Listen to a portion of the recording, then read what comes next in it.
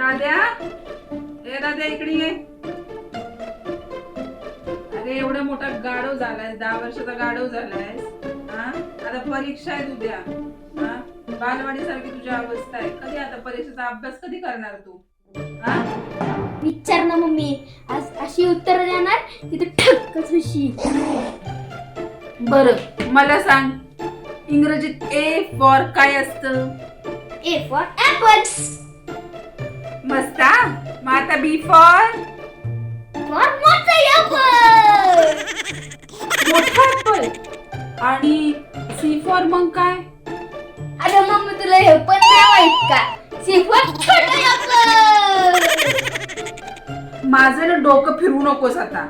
आता गणिताचं चल सांग. तुझ्याकडे आहेत ना 2 चपात्या आहेत आणि अजून मी 2 चपात्या दिल्या, तर तुझ्याकडे एकूण किती झाल्या?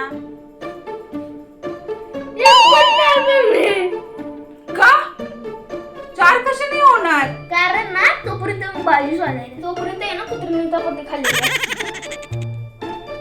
देवा रे देवा. शेवटचा प्रश्न, तू जर परीक्षेत नापास झाला तर मला काय म्हणशील? काहीच नाही. तोपर्यंत म्हणे तू टेन्शन घेऊ नको.